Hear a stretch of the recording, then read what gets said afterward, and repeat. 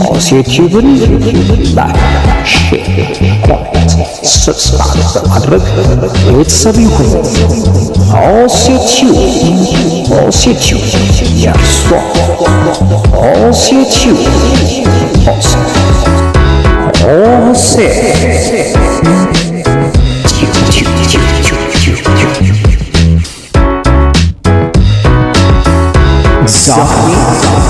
ያድናል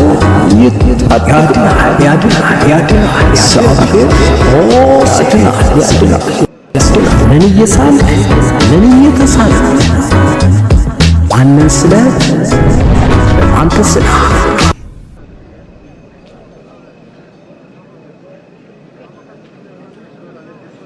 ማንም አንደኛውን ጉንጭን ቢመታ ሌላውንም ደግሞ አዝረስጠው። Life, because she just like, dude, shut up, man. I'm on the phone, dude. I don't want to hear this. It's for real. It's okay. For real, man. What the heck is wrong with you, dude? It's okay. I'm sorry. This person ain't going to make sure God is in your life. Take care of everybody. Have God in your life. You don't have God in your life. Look for God. He's here for you with open arms. Oh my God. He doesn't judge. Dude, shut up. Nobody believes. Don't bring your religion, your cult right here. Whatever. I don't believe. God loves all his children. Shut up. You are blessed. You are loved by God. Shut up. You are loved by God. Shut up. Oh no. Shut up. I say shut up. Dude. Come on, man. That's not cool. Come on. God loves you. Seriously. You blessed me here on this cheek. Bless me on this cheek. No, this is crazy. Bless me.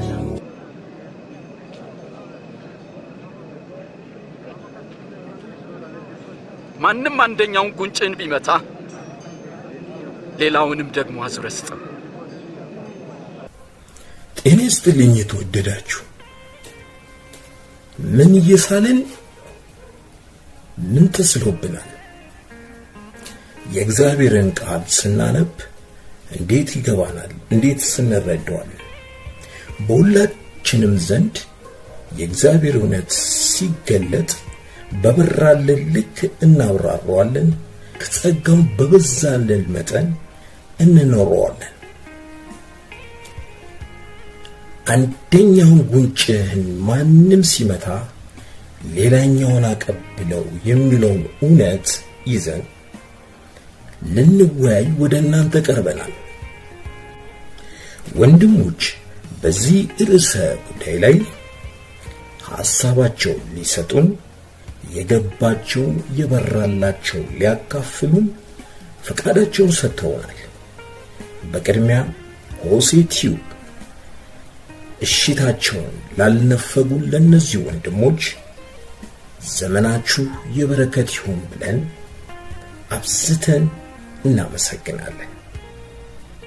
ጌታ አብዝቶ ይባርካችሁ። በቅድሚያ በዛሬው ወንድሞች የሰጡትን ሐሳብ ከማል ወስደን ለናንተ ተደራሽ እናደርጋለን። በመቀጠል በሌላኛው ክፍለ ጊዜያችን ላይ ሙሉ ሐሳባቸውን ወንድሞች ያካፈሉትን ሙሉ ሐሳቡን ወደ እናንተ ተደራሽ እናደርጋለን። ዛሬ እናንተ ጊዜ እንድትወስዱና በዚህ ርዕሰ ሐሳብ ላይ ምን ገብቶኝ ነበር፣ ምን ተረድቼ ነበር፣ እንዴትስ ነበር ምረዳው የሚለውን እንድታሰላስሉ ይረዳችሁ ዘንድ ወንድሞች ካካፈሉት ሐሳብ ወስደን የተወሰነውን ለእናንተ እናጋራለን። መልካም ጊዜ።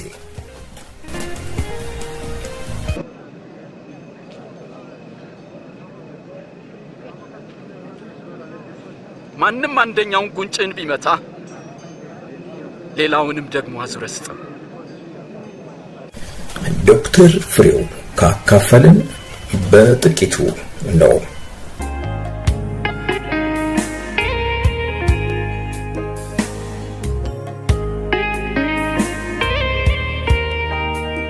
ይህ እንግዲህ ልምድ በሆነበት ማህበረሰብ ውስጥ ጌታ ኢየሱስ ክርስቶስ መጥቶ ክፉን አትቃወሙት በማለት ያስተምራል።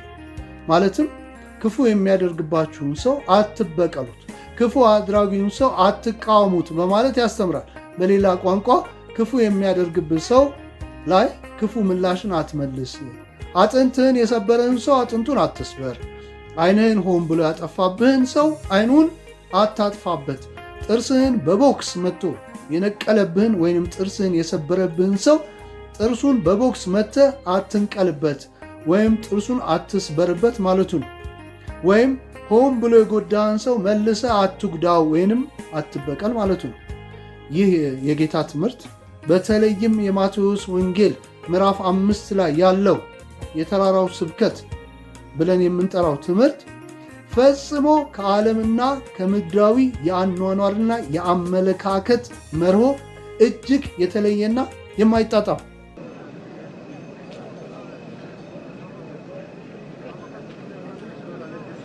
ማንም አንደኛውን ጉንጭን ቢመታ ሌላውንም ደግሞ አዙረህ ስጠው። በመጽሐፍ ቅዱስ መምህር የሆነው ወንድም ያዕቆብ ካካፈለን በጥቂቱ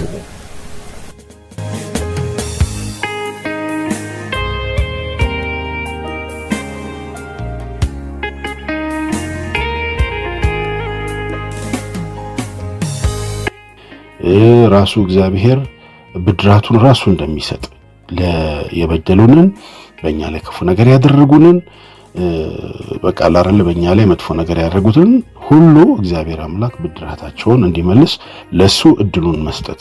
ለእግዚአብሔር ቁጣ ፈንታ ስጡ እንጂ አትበቀሉ ይላል። ለእግዚአብሔር ቁጣ ፈንታ ስጡ እንጂ አትበቀሉ።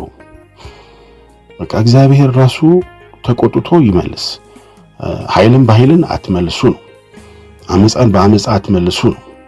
ለእግዚአብሔር ቁጣ ፈንታ እድሉን ስጡት፣ እግዚአብሔር ይቆጣው። በቃ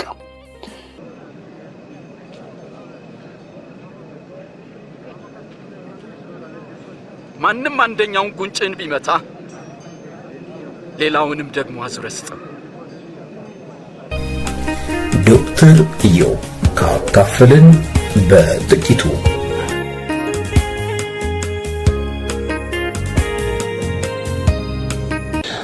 አንደኛ አንድ ሰው ክፉ ሲያደርግብን ወይ ሲመታን ልበለው ብቻ ስለ ክፋት ነው የሚያወራው። ሰዎች አንድ ነገር ሲያደርጉባችሁ ቶሎ ምላሽ አትስጡ ነው የእግዚአብሔር ቃል የሚነግረን።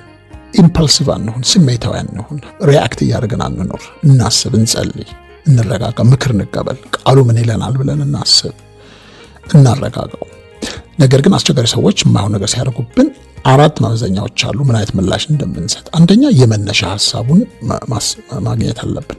ተግባሩን በክፋት ነው ያደረገው ወይስ በስህተት? ይሄ ወሳኝ ጉዳይ ነው ለምንሰጠው ምላሽ። አንድ ሰው የሚያደርገው ነገር ሆን ብሎ አስበው ካልኩሌት አድርጎ በተንኮል ኢንቴንሽናሊ ሁሉ ጊዜ ያሰበ ተንኮል የሚያደርግብን ክፋት የሚያደርግብን ከሆነ የምንሰጠው ምላሽ ምን እንደሆነ በጥንቃቄ ማየት አለብን። ሌላው ምላሻችን የሚወስነው የመደጋገሙ ጉዳይ ነው። ተግባሩን የሰራው ሰው ያን ነገር ደጋግሞ ነው ወይ የሚሰራው? አንድ ጊዜ ሰው ሲሰራ ስህተት ይባላል። ቢደጋገመው ከሆነ ሌላ ጉዳይ ስለሆነ የልማድ ጉዳይ የባህሪ ጉዳይ ስለሚሆን ማለት ነው። ሶስተኛው ይሄ ሰው የሚያደርግብኝ ክፋት ምላሽ ለመስጠት ሳስብ የሚያስከትለው ጉዳት ምንድን ነው? አንድ ሰው መጥፎ ነገር ሲያደርግ እኔ ላይ ቤተሰቤ ላይ ቀደም ብለን እንደጠቀስነው እግዚአብሔር በአደራ እንድጠብቅ ያደረገኝ የሰጠኝ ኃላፊነቴ ላይ የሚያስከትለው ጉዳት በጣም ሲሪየስ ከሆነ ተግባሩ በእኔና የኔ በሆኑት ላይ የሚያስከትለው ጉዳት በጣም ጠንካራ ከሆነ የሚጎዳ ከሆነ ሊታሰብበት ምን አይነት ምላሽ ሊሰጥ እንደሚገባ በደንብ ሊታሰብበት ይገባል ማለት ነው። አራተኛው የመጨረሻው የግንኙነቱ አይነት ነው የሚወስነው። ከዚህ ሰው ጋር ያለኝ ግንኙነት አይነት ምንድን ነው? እሱም ምላሻችን ይወስናል ማለት ነው።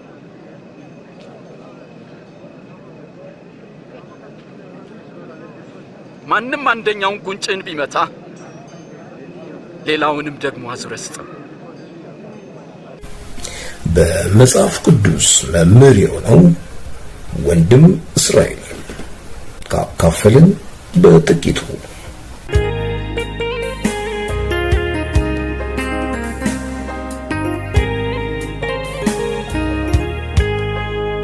ስለ የተራራው ስብከት የተለያዩ ሰዎች እንግዲህ የተለያየ አመለካከት አላቸው።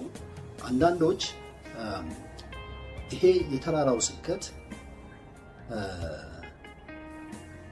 ሰው ሊተገብረው የሚችል አይደለም ብለው የዘጉ ሰዎች እንዳሉ እንግዲህ በጥናት የሚታወቅ ነው ማለት ነው። ይሄ ትምህርት በዚህ ምድር ሳለን የምንፈጽመው አይደለም። ይሄ በመጪው መንግስት ጌታ ኢየሱስ ክርስቶስ ሲመጣ የዚህ ዓለም ነገር ሲጠቀለል በመጪው የምንኖርበት የእግዚአብሔር መንግስት ላይ በዚያ ላይ የሚፈጸም እንጂ አሁን ሊፈጸም የሚችል አይደለም ብለው የተዉት ሰዎች እንዳሉ፣ እንዲህ አይነት አስተምሮ ያላቸው፣ እንዲህ አይነት አመለካከት ያላቸው አማኞች እንዳሉ በታሪክ እንግዲህ በጥናት ይታወቃል። አንዳንዶች ደግሞ ጌታ ኢየሱስ ክርስቶስ እንደማንፈጽመው ያውቃል። ግን የክርስቲያኖች የህይወት አኗኗር መለኪያ ወይም ሚዛን እንዲሆን ብለው እንጂ ልንፈጽመው እንደምንችል አውቀው የተናገረው አይደለም የሚሉ ሰዎችም እንዳሉ ይታወቃል።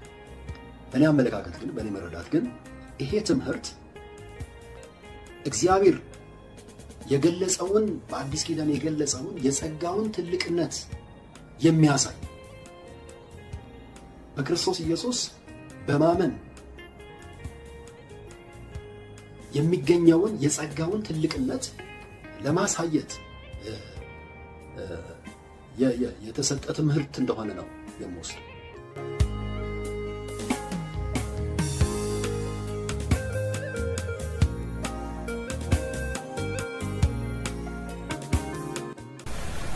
የተወደዳችሁ አንድ ፓስተር በወንጌል ስርጭት ወቅት የገጠመውን ከርዕሰ ጉዳያችን ጋር የተያዘውን ሐሳብ ቪዲዮ አጋርተናችሁ እንመለስ። Whatever. I don't believe. God loves His children. Shut up. You are blessed. You are loved by God. Shut up. You are loved by God. Shut up. Shut up.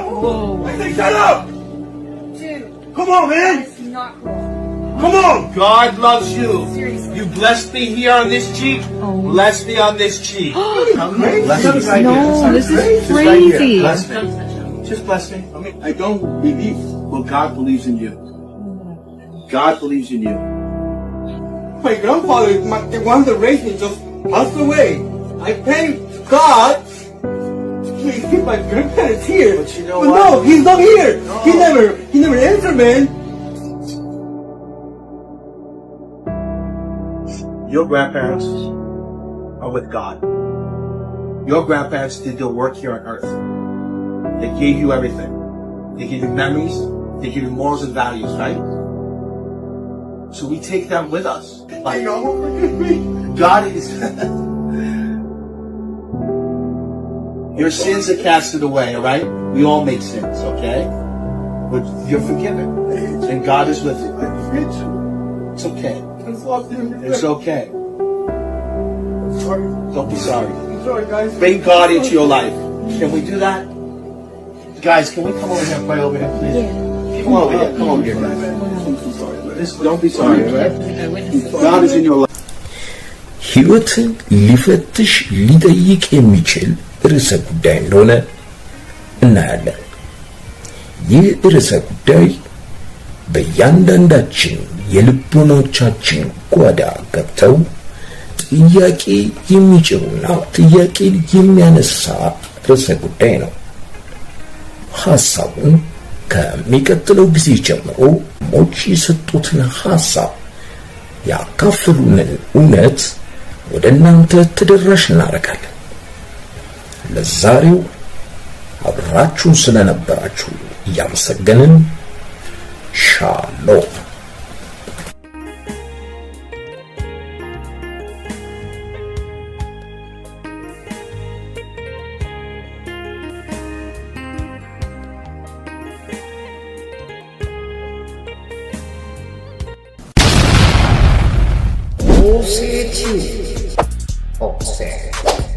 Like, share, subscribe,